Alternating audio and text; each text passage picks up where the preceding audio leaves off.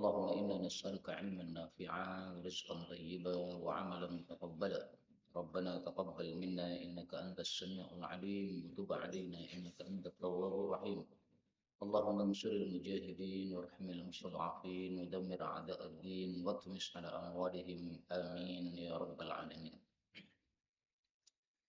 الحمد لله kaum muslimin rahimani wa rahimakumullah. Kita lanjutkan kajian Sahih Bukhari.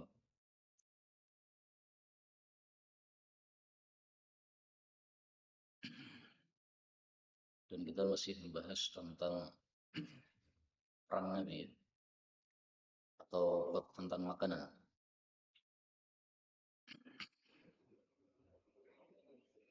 Yaitu pada hadis 5427 faqala al-muallif rahimahullahu taala wa nafa'ana bihi wa bi'ulumihi fid dawrain amin. Bab dzikri ta'am. Bab disebutkannya makanan, yaitu dalam hadis Nabi sallallahu alaihi wasallam. 5427 بالسند المتصل إلى المؤلف رحمه الله تعالى قال حدثنا قتيبة قال حدثنا أبو عوان عن قتادة عن أنس عن أبي موسى الأشعري رضي الله عنه قال قال رسول الله صلى الله عليه وسلم مثل المؤمن perumpamaan orang beriman alladzi yaqra'ul Qur'an yang dia membaca Al-Qur'an kamathalil utrujjah seperti perumpamaan buah utrujjah jeruk Arab. Rihuha baunya itu tayyib harum, wa ta'muha dan rasanya itu tayyib lezat. Jadi tayyib itu terjemahnya sesuai kondisi kalimat. Amsalul mu'min dan perumpamaan orang beriman alladzi la yaqra'ul Qur'an yang tidak membaca Al-Qur'an kamathalit tamr seperti kurma. La rihalaha tidak ada bau baginya wa ta'muha hulwun dan rasanya manis. Wa mathalul munafik dan perumpamaan orang munafik alladzi yaqra'ul Qur'an yang membaca Al-Qur'an mathalur raihana seperti raihana. Raihana ini adalah setiap tanaman yang wangi maka disebut raihana seperti kemangi dan sebagainya. Nah, kemangi itu rihuha thayyib baunya wangi wa ta'muha mur tapi rasanya pahit. Amatul munafik dan perumpamaan orang munafik alladzi la yaqra'ul Qur'an yang tidak membaca Al-Qur'an kamathalil hamdalah seperti perumpamaan hamdalah laisa laha rihun tidak ada baginya bau wa ta'muha murrun dan rasanya pahit. Kaum muslimin rahimani wa rahimakumullah, hadis ini menunjukkan bahwa makanan-makanan disebutkan dalam hadis Nabi sallallahu alaihi wasallam. Maka babnya adalah babu dzikri ta'am yaitu dalam hadis Nabi sallallahu alaihi wasallam. Kemudian maksud dari bab ini kata Al-Imam Ibnu Battal, maksudnya Imam Bukhari adalah bahwasanya makanan-makanan yang pahit itu hendaklah kita hindari atau tidak disukai oleh manusia. Bahwasanya makanan-makanan yang lezat itu boleh untuk kita pilih dan makanan-makanan yang pahit itu boleh kita hindari. Sehingga kita memilih makanan yang lezat-lezat itu tidak termasuk meninggalkan zuhud, tidak. Zuhud itu tidak harus meninggalkan yang lezat. Karena zuhud itu adalah mengambil yang halal, meninggalkan yang haram dan mencukupkan diri dengan apa yang dihalalkan oleh Allah Subhanahu wa taala. Nah, sehingga zuhud tidak harus identik dengan makan yang tidak enak. Zuhud tidak harus motornya jelek, mobilnya jelek, bajunya jelek, makanannya tidak lezat, nggak harus begitu. Karena zuhud itu sebenarnya asalnya dalam hati, yaitu berpalingnya hati seseorang dari dunia. Nah, itu asal dari zuhud adalah dari hati. Sehingga boleh bajunya bagus, sebagaimana Imam Malik rahimahullah, tapi dia sendiri zuhud terhadap dunia. Sehingga istilahnya adalah dunia ada di tangan, tapi tidak ada dalam hati. Belum tentu orang miskin zuhud. Dunia tidak ada di tangan dia, betul. Tapi hatinya selalu terpaut pada dunia. Nah, itu berarti miskin yang tidak zuhud. Kemudian dari hadis ini diambil beberapa faedah. Faedah yang pertama, hadis ini menunjukkan fadilahnya yaqra'ul Qur'an, membaca Al-Qur'an. Bahwasanya membaca Al-Qur'an itu faedahnya menyebar kepada orang lain. Sehingga membaca Al-Quran ini tidak termasuk al-khair al-qasir, tetapi termasuk al-khair al-muta'addi, kebaikan yang kebaikannya menyebar manfaatnya kepada orang lain. Makanya di sini beliau mengatakan orang mukmin baca Quran nah itu seperti buah utrujah, baunya wangi, ini berarti menyebar ke orang lain. Ta'amuha thayyib, rasanya lezat, itu dalam dirinya. Rasa itu tidak tampak, sehingga wajah syibihnya adalah orang beriman dalam hatinya ada iman. Nah, iman itu sesuatu yang baik. Sebagaimana buah utrujah itu di dalamnya itu ada rasa yang lezat. Rasa itu enggak kelihatan, tidak tampak. Tapi kalau kita makan, nah baru kita tahu bahwasanya rasanya lezat. Adapun membaca Al-Quran itu adalah zahirnya.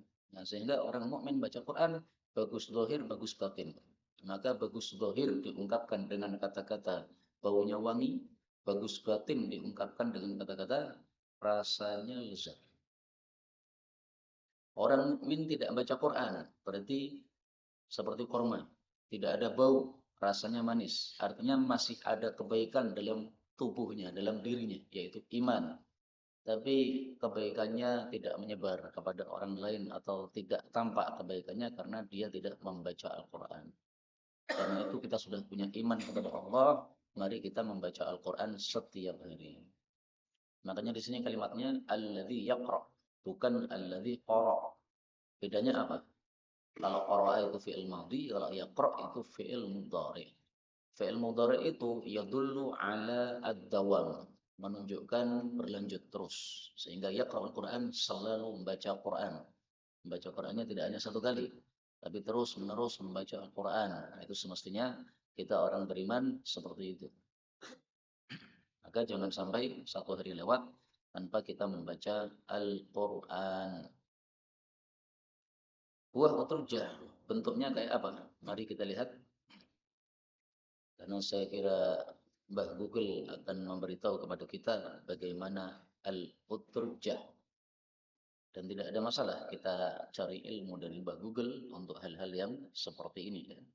Kalau untuk agama, maka jangan tanya kepada Mbah Google, tapi tanya kepada ulama kita rahimahumullah ta'ala. Ini diartikan di sini jeruk pepaya. Ini gambarnya uturjah. Kalau saya tadi artikan jeruk Arab, nah, boleh diartikan seperti di Mbah Google, jeruk apa pepaya. Maka kalau antum punya kesempatan untuk ke Makkah atau Madinah, antum cari buah utrujah supaya haqqul yaqin, tidak hanya ainul yaqin. Ini bentuknya yang lebih cakep lagi. Kayak pisang tapi bukan pisang. Nah, ini utrujah. Kalau hamdalah kayak apa? Nah, kita tulis hamdalah. Pahit yang keluar kayak gini. Tamar hamdalah.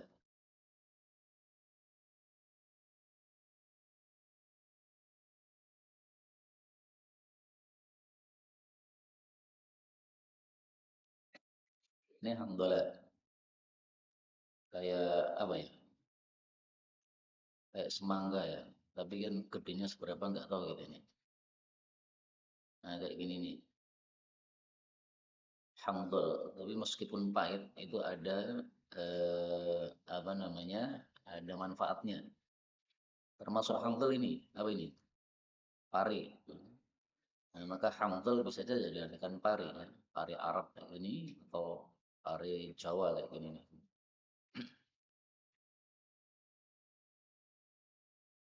Ini perlunya ada kitab hadis Sahih Bukhari dicetak dengan gambar-gambar untuk perkara-perkara yang perlu kita mengetahui gambarnya.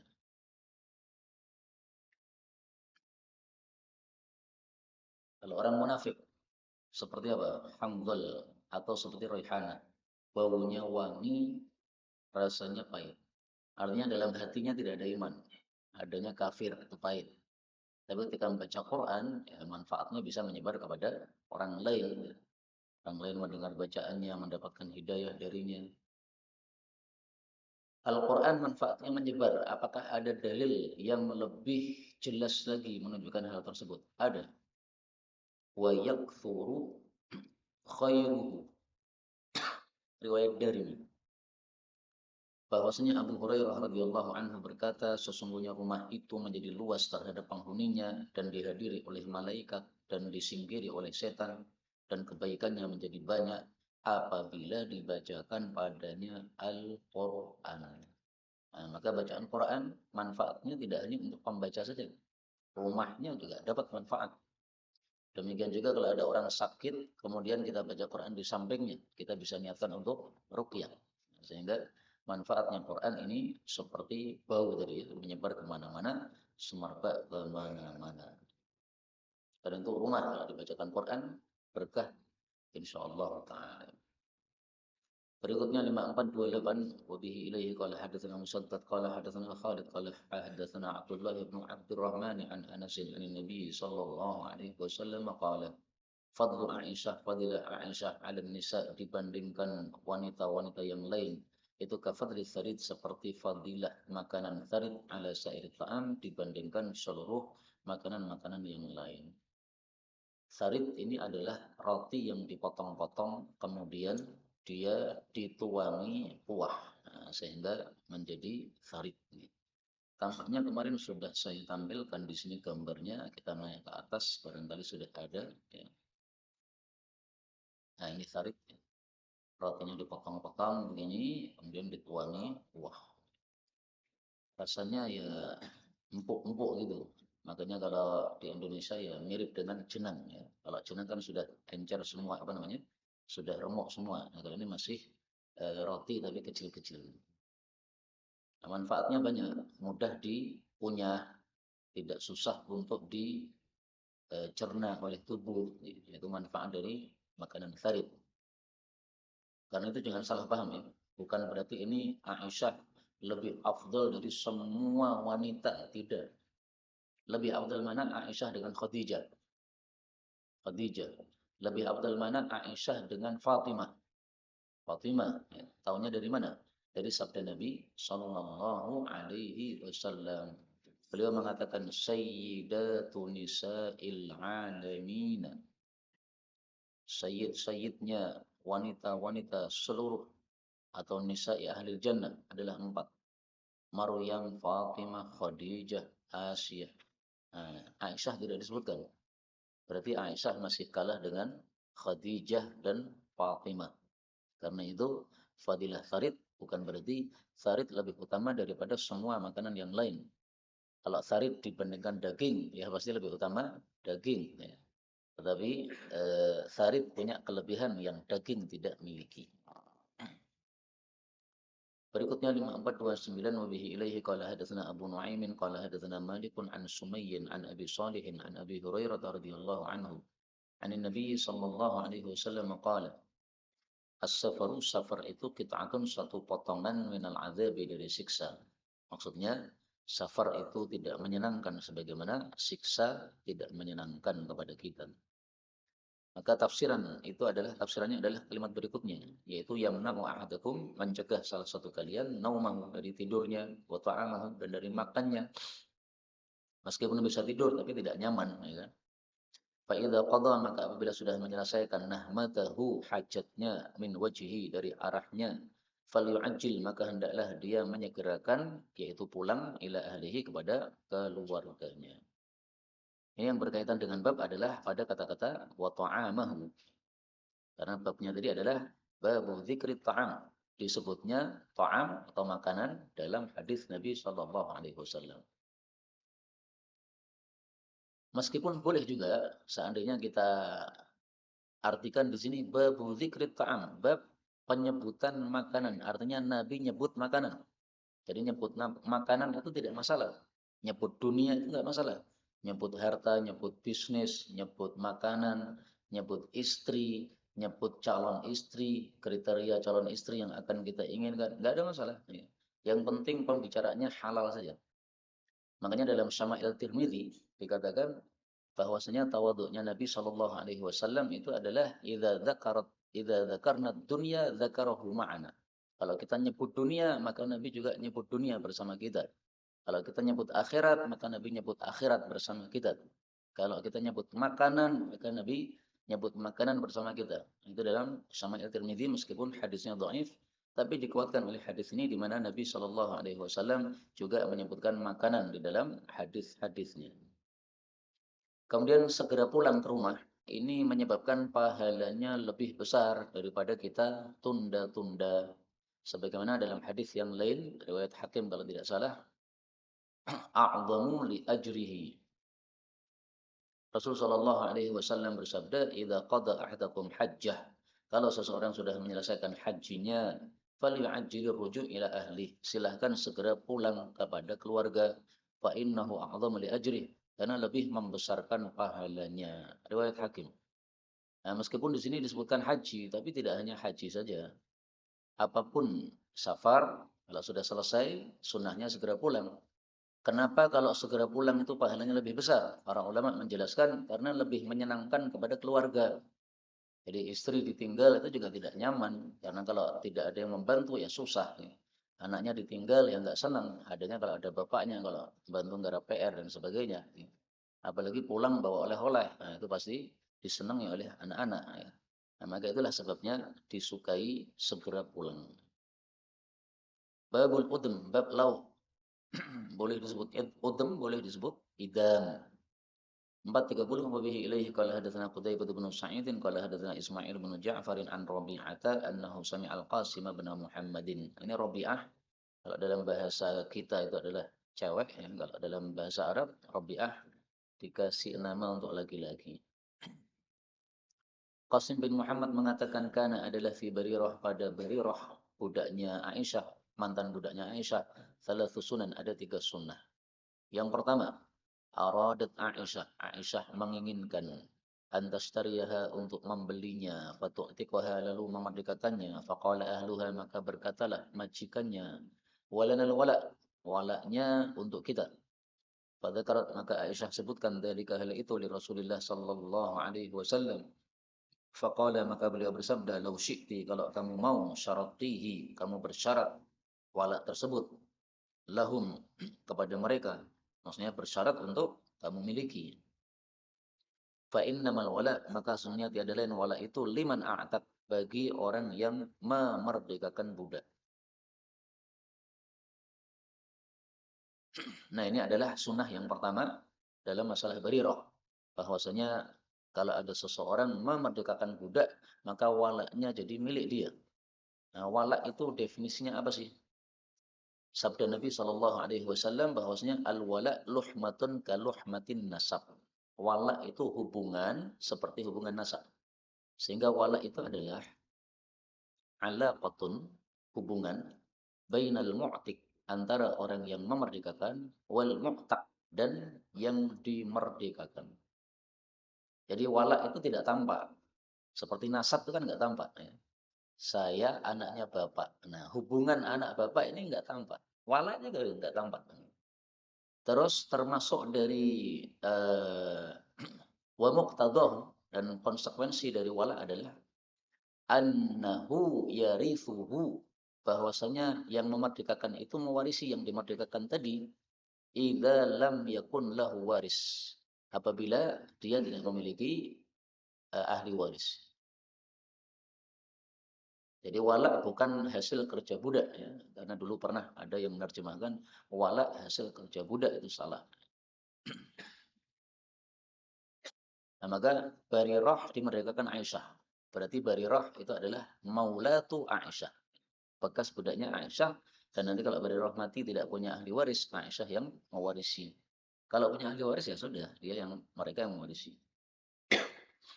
Kemudian kata-kata fa'innama, tiada lain. Kata-kata innama ini kan untuk hasr, untuk membatasi kan. Berarti wala itu cuma satu untuk yang memerdekakan budak. Nah, makanya wala'u al-Islam wala karena diislamkan mukhtalafun fih diperselisihkan oleh para ulama. Apakah ada wala Islam atau tidak? Misalnya, saya mengislamkan seorang kafir. Kemudian orang kafir itu mati, orang yang masuk Islam itu mati. Apakah saya mewarisi dia? Kalau saya mewarisi dia karena wala tadi. Nah, pendapat Imam Bukhari bahwasanya wala cuma satu dengan hadis ini, fa innamal wala'u liman a'taq. Nah, sebagian ulama berpendapat wala ada dua, wala memerdekakan budak dan wala memasukkan Islam. Sehingga orang yang kita masukkan ke dalam Islam, kalau dia mati tidak punya ahli waris karena keluarganya masih pada kafir, nah kita mendapatkan warisan darinya. Tapi hadisnya kata Imam Bukhari adalah dhaif. Mari kita lihat apa komentar Imam Bukhari terhadap hadis tadi. Bimahyahu. Diriwayatkan oleh Imam Darimi ya, bahwasanya huwa aula bimahyahu wa mamatih. Yang mengislamkan itu yang lebih berhak terhadap dia baik hidup maupun matinya. Nah, kata muhakkik sanadnya sahih. Tapi kalau Imam Bukhari mengatakan waqtalafu fi sihhati hadzal khabar. Dan mereka para ulama berselisih tentang kesahihan hadis ini. Dan beliau mengatakan wa yuzkar, ya, itu hanya diriwayatkan. Nah, kata-kata yuzkar ini isyarat dari Imam Bukhari bahwasanya hadisnya tersebut menurut Imam Bukhari adalah hadis yang dhaif. Nah, sehingga Imam Bukhari lebih suka untuk mengatakan bahwa wala cuma satu saja, tidak ada wala Islam, tidak ada, adanya wala apa namanya? Memerdekakan budak. Imam Bukhari sendiri kalau kita lihat namanya itu di akhirnya ada kata-kata Al-Ju'fi. Kenapa? Karena kakeknya Imam Bukhari kafir dulunya. Kemudian diislamkan oleh Ju'f. Nah, maka nasab walaknya dinisbatkan kepada Ju'f, Ju'fi. Kalau Barirah tadi kalau dinisbatkan berarti Al-Aisyah. Karena dia diwalakkan walaknya kepada Aisyah. Seperti itu. Kemudian sunnah yang kedua, qala perawi mengatakan wa'tiqad dan Barirah dimerdekakan fa khuyrat, maka dia disuruh memilih oleh Nabi sallallahu alaihi wasallam. Milih antara apa? Fi antaqirra, bahwasanya dia tetap tahta zaujiha di bawah suaminya padahal suaminya budak, au tufariqahu atau dia pisah dengannya. Nah, ternyata Barirah lebih suka pisah. Kenapa? Karena suaminya budak. Suaminya namanya Mughith. Nah, makanya menurut jumhur, kalau ada dua orang budak, suami istri, kemudian si istri merdeka, berarti kan martabatnya naik. Maka si istri berhak untuk memilih apakah tetap jadi istri ataukah tidak. Kalau tidak, ya nggak apa-apa. Karena apa? Martabatnya sudah lebih tinggi. Menyelisih mereka madhab Hanafi. Kata madhab Hanafi, nggak peduli apakah suaminya ini merdeka atau budak, sama saja. Suaminya merdeka, istrinya budak, kemudian istrinya merdeka, berarti naik level, levelnya sama ya. Kata mazhab Hanafi, karena dia naik level maka dia berhak untuk apa? Memilih. Tapi kata jumhur nggak bisa. Itu harus kalau suaminya budak saja. Nah, perbedaan pendapat ini gara-gara ada dua riwayat tentang zaujiha ini. Mughith atau yang namanya Mughith ini. Apakah Mughith ini adalah seorang budak? Zaujuha itu adalah siapa? Mughith. Nah, kata jumhur, huwa abdun, dia itu adalah budak. Sehingga ini hukum khusus untuk budak. Nah, kata Al-Hanafi, huwa hurrun. Mughith itu adalah orang merdeka. Nah, berarti hukumnya sama saja, mau budak atau merdeka. Was-sahih annahu abdun. Tapi riwayat yang sahih, bahwasanya Mughith ini seorang budak. Karena itu kita pakai madhab jumhur, tidak pakai madhab Hanafi.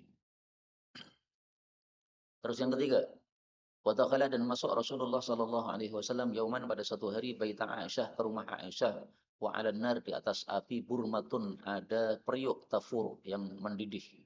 Fada'a maka beliau meminta bil ghada makan siang fa utiya bi khubzin wa udmin.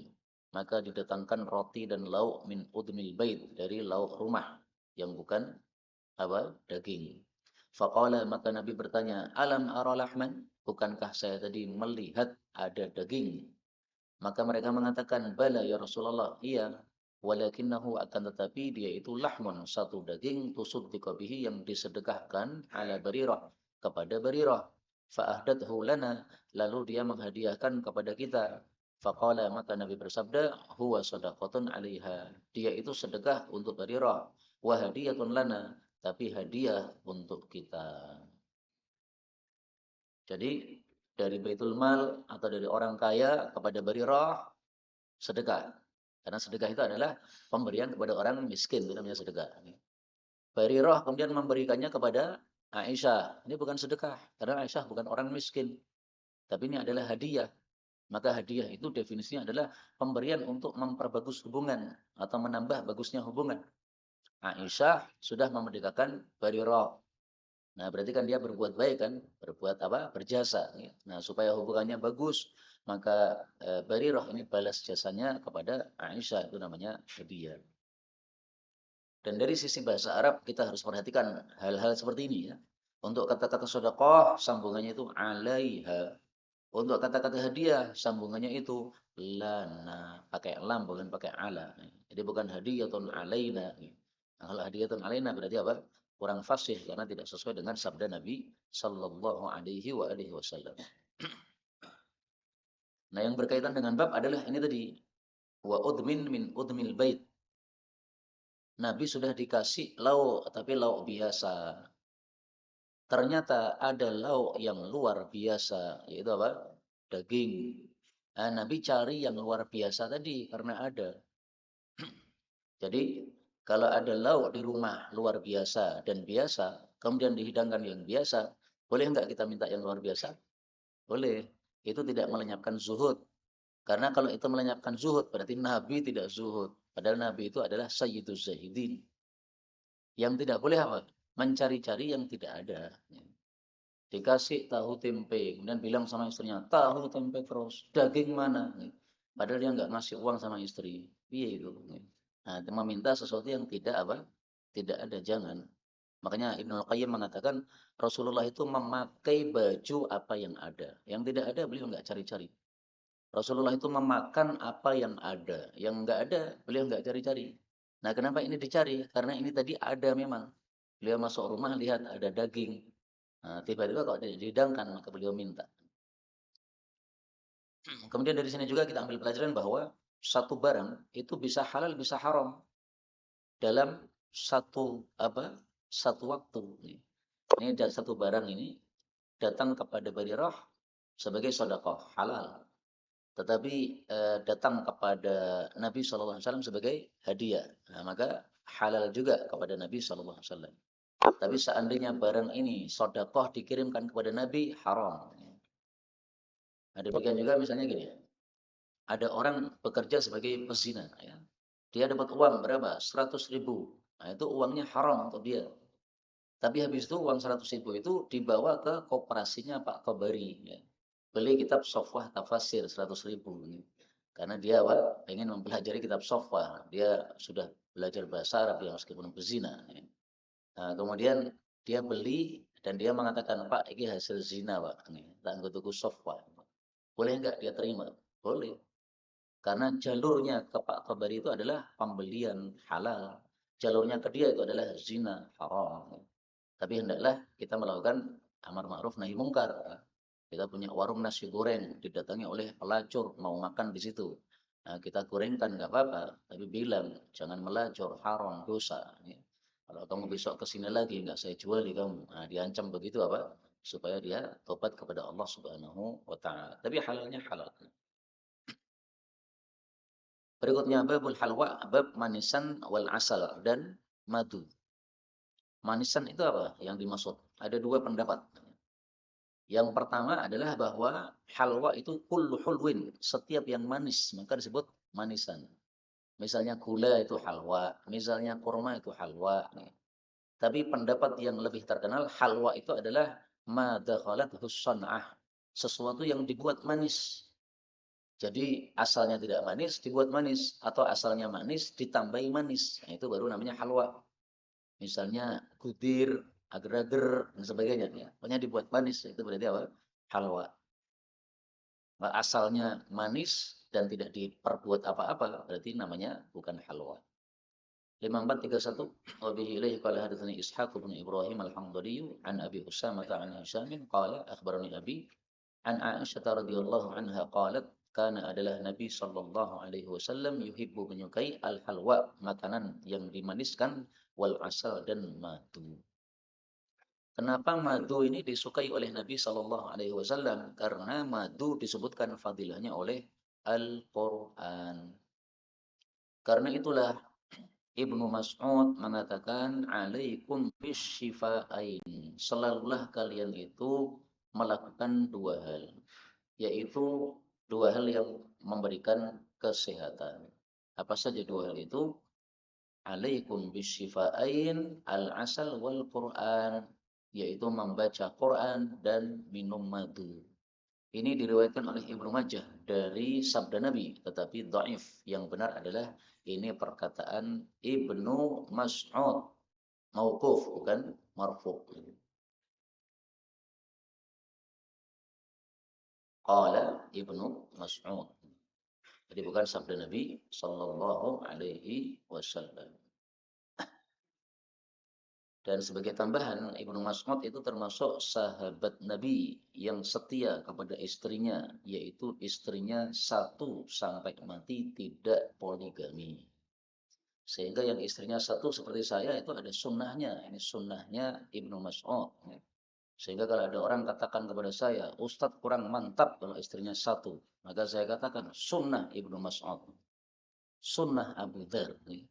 Tapi seandainya saya nikah istri empat, ya saya nanti akan ngomong lagi, ada sunnahnya. Sunnah Nabi Sallallahu Alaihi Wasallam.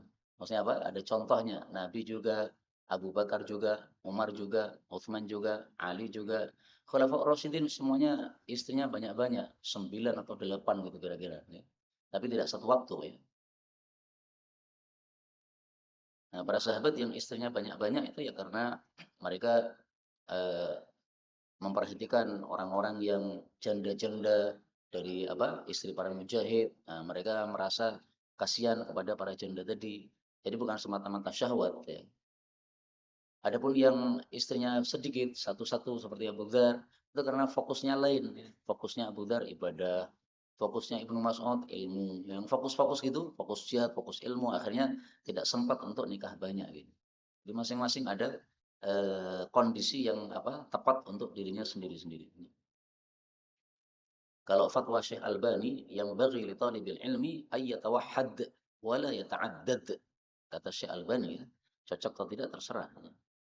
Berikutnya 432. Wa bihi ilaihi qala hadatsana Abdurrahman ibn Syaibah qala akhbarani ibnu Abi al-Hudayb an ibni Abi Dhi'b an al-Maqburi an Abi Hurairah radhiyallahu anhu qala kuntu adalah aku alzamun Nabi melazimi Nabi sallallahu alaihi wasallam li shiba'i batni, untuk kenyangnya perut saya. Tolong ini dicaskan.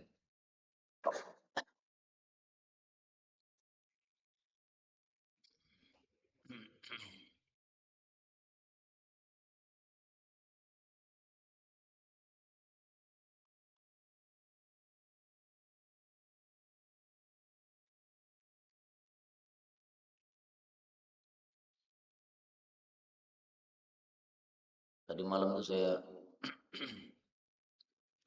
belum sempat mempelajari banyak, hanya beberapa hadis karena di nulis takhrij hadis yang lain. Sekarang kita buka Fathul Bari untuk rujukan, atau lebih enaknya Qastalani. Qastalani ini adalah tafsiran untuk Sahih Bukhari yang paling nyaman menurut saya. Baik. Beliau mengatakan hina ketika la akulu, saya tidak memakan al-khamir. Apa itu al-khamir?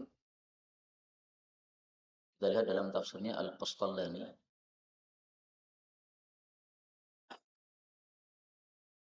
Al-Qastalani ini enaknya karena tafsirnya atau syarahnya ringkas, kemudian dia to the point ya. Misalnya di sini. Al-khamir bil mim ay al-khubz alladhi ju'ila fi ajinihi al-khamir wa fi nuskhah al-khabir wa zai ay al-khubz al-ma'dum. Nah, maka al-khamir itu adalah roti yang di dalam adunannya itu dicampur dengan dengan lauk al-ma'dum yang dicampur dengan lauk. Bukan khamr ya. Kalau khamr kan haram. Wala albasul harir dan saya tidak memakai baju sutra. Wala yakhdumuni fulanun wala fulana dan tidak menghatimi saya fulan maupun fulana, laki maupun perempuan. Wa ulsiku batni dan saya tempelkan perut saya bil hasba dengan kerikil. Maksudnya apa? Tidurnya di tanah, tidak ada kasur dan sebagainya. Wa astaqri'ur rajulal ayah dan saya itu minta dibacakan kepada seseorang satu ayat. Wa hiya ma'i sementara ayat itu bersama saya, maksudnya saya hafal. Tujuannya apa? Kayak yang paling babi supaya dia pulang bersama saya, fayut imani, lalu dia ngasih makan kepada saya. Nah, di sini diambil pelajaran bahwasanya boleh kita itu mengharapkan ya, kebaikan dari orang lain seperti yang dilakukan Abu Hurairah ini. Dia tidak punya roti. Nah, dia melihat ada orang punya roti. Kemudian dia pura-pura tanya supaya dikasih roti. Karena orang yang ditanya ini paham mestinya. Ini kok wajahnya seperti kelaparan. Nah, saya kasih roti. Seperti ini nggak ada masalah. Dan yang kedua, bahwa dari sini diambil pelajaran bahwa sebaiknya kita tidak minta. Abu Hurairah lapar nih, tapi tidak minta. Dia cuma pakai bahasa apa? Bukan sindiran ya, tapi apa? Yaitu menampakkan kepada orang lain saya lagi lapar nih. Nah, seperti ini bagus. Tapi lebih bagus lagi seandainya kita membaca doa yang dibaca oleh Nabi Musa alaihi salatu wassalam. Apa kata Nabi Musa? Apa katanya? Ini lima anzalta ilayya min khairin fakir. Rabbi inni lima anzalta ilayya min khairin faqir. Tabungan antum habis melihat teman-teman pada jajan, wah enak sekali jajan-jajan nih. Tapi antum nggak mau minta. Nah, doanya ini. Rabbi inni lima anzalta ilayya min khairin faqir. Kalau temanmu paham pasti dikasih. Kalau nggak paham ya lihat aja. Ini doa yang pertama ya. Doa yang kedua yang juga perlu untuk kita baca adalah doa yang dibaca oleh Nabi Shallallahu Alaihi Wasallam. Allahumma at'im man at'amani wasqi man saqani. Ya Allah, berilah makanan kepada orang yang memberi makan kepada saya. Berilah minum kepada orang yang memberi minum kepada saya. Riwayat Muslim. Nah, kalau teman paham pasti dikasih. Wah, ini keluhan yang mesti dikasih. Atau seperti doa saya dulu. Saya pas SD masih ingat. Ada mie ayam di luar, tapi nggak punya duit. Maka saya berdoa. Tapi doanya salah sebenarnya. Saya mengatakan, ya malaika khudli mie ayam. Wahai malaikat, ambilkan mie ayam. Ibu dari kamar dengar, akhirnya belikan mie ayam kirim ke atas. Alhamdulillah. Pas SD. Jadi pas SD itu udah dikit-dikit pakai bahasa Arab. Ya malaika khudli mie ayam. Khudli bahasa Arab, mie ayamnya bahasa Indonesia. Berikutnya. Wa khairun nasi dan sebaik-baik manusia lil masakin kepada orang-orang miskin adalah Ja'far bin Abi Thalib, sepupu Nabi SAW, kakaknya Sayyidina Ali. Yang qalibu bina dia pulang bersama kami fayuti'muna lalu memberi makan kepada kami makana apapun yang ada fi baitihi di rumahnya. Hatta sehingga ingkana sungguh adalah dia la yukhriju ilaina mengeluarkan kepada kami al-ukkah wadah laisa fiha syai' tidak ada padanya sesuatu fanashtaquha lalu kami membelah wadah tadi fanal aku lalu kita itu memakan mafiha apa yang ada di dalamnya. Jadi saking dermawannya Ja'far ini ya, meskipun tidak punya makanan kecuali sisa-sisa yang ada di lodong nah itu enggak apa-apa. Ini yang ada apa namanya kerupuk lempeng. Nah, silahkan ya. Adanya cuma ini. Yang ada roti lempeng ya. Ya, silahkan ya. Adanya cuma ini. Saking dermawannya Ja'far bin Abi Thalib. Kalau perempuan yang terkenal dermawan itu adalah Zainab, istri Nabi SAW yang hanya hidup bersama beliau sekitar 3 bulan. Ya. Maka disebut sebagai Ummul Masakin, ibunya orang-orang miskin. Nah, kalau Ja'far ini pantasnya dikasih nama abul masakin, karena selalu kalau melihat orang miskin dibawa ke rumah. Ini bisa dilakukan oleh orang-orang yang punya warung terutama ya. Punya warung dan kaya. Nah, maka setiap ketemu orang yang miskin atau kelihatan lapar, ayo mas, melebu. Gratis mangan sawara deh. Insya Allah besok dia lewat ke situ lagi. Berikutnya bab tuba. Bab tuba. Apa tuba itu? Labu. Maka tuba itu termasuk makanan yang mudah didapat karena di Indonesia juga ada. Tapi ini semuanya masuk tuba. Ini ada tuba yang apa panjang, ada tuba yang tidak panjang. Ini semuanya masuk kategori tuba. Kalau di sini tuba digambarkan ini yang apa? Yang bundar. Ya nggak salah. Kalau ini digambarkan tuba yang panjang. Emang tuba ada beberapa macam. Jadi yang panjang istilahnya apa tadi? Labu. Nah, kalau yang bundar istilahnya apa tadi? Ini labu juga ini. Pokoknya ada dua macam ini. Nah, ini semuanya tuba ini. Bundar sama yang lonjong, lonjong.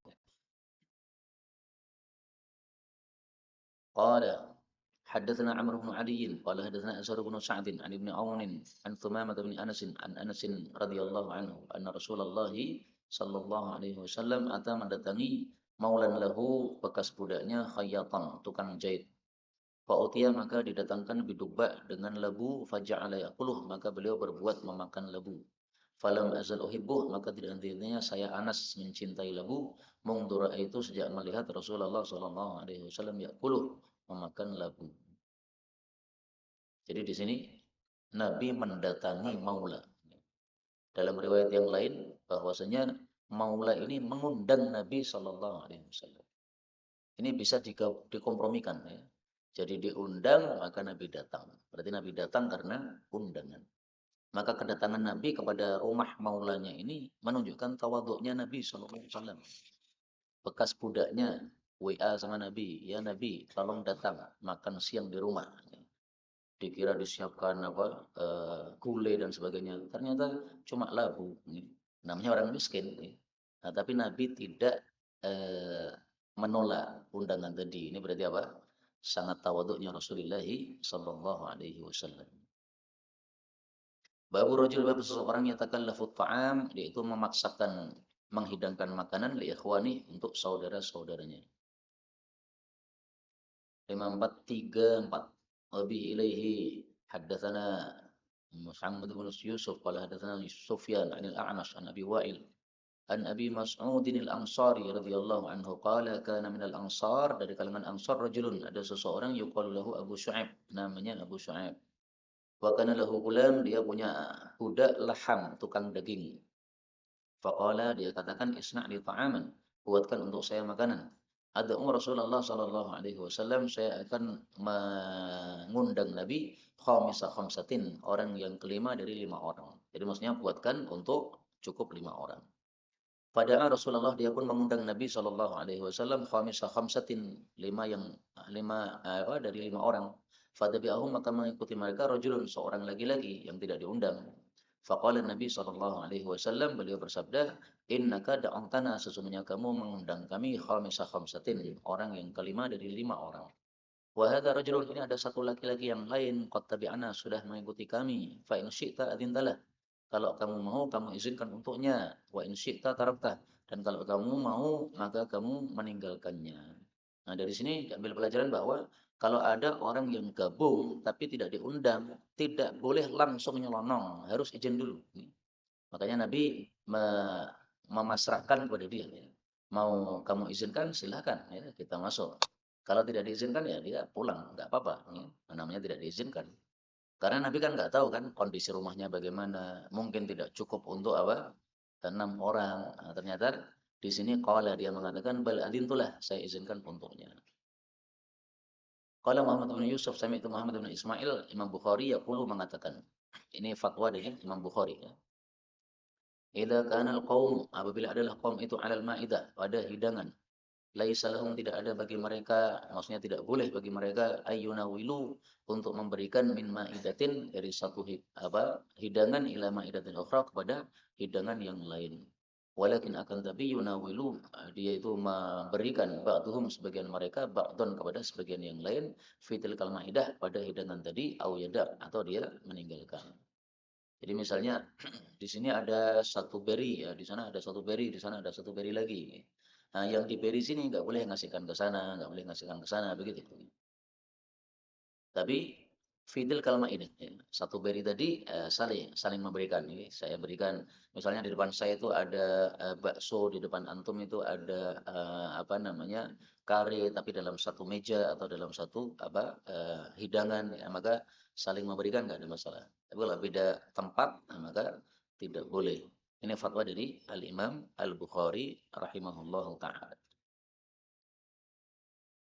Jadi beberapa fatwa Imam Bukhari itu kita temukan di dalam eh, apa kitab ini. Terus di sini dijelaskan wa qala hadzal kalam istinbatan. Imam Bukhari menjelaskan ucapannya ini adalah istinbat dari minta izinnya Nabi Shallallahu alaihi wasallam untuk orang yang datang tanpa undangan tadi. Nah, sehingga perkataan Imam Bukhari ini kalau ditanya dalilnya apa? Ya dalilnya hadis ini tadi. Dalilnya hadis ini tadi, yaitu satu hidangan dengan satu hidangan yang lainnya sudah ditata rapi oleh si pemilik hidangan. Jadi jangan dipindah-pindah. Ini sudah ditaruh di sana, tiba-tiba kita pindah. Nah, nanti penghidangnya jadi tidak senang. Ya. Kipi atau omai sopo malah atau pindah-pindah. Nah, maka jangan dipindah-pindah karena dia penguasa terhadap hidangan tersebut. Termasuk juga tidak boleh ketika dihidangkan kepada kita, kemudian kita masukkan ke dalam tas kita bawa pulang. Sementara hidangannya untuk dimakan di situ. Kecuali diizinkan. Silahkan, ini sisa yang mau bawa pulang, silahkan bawa.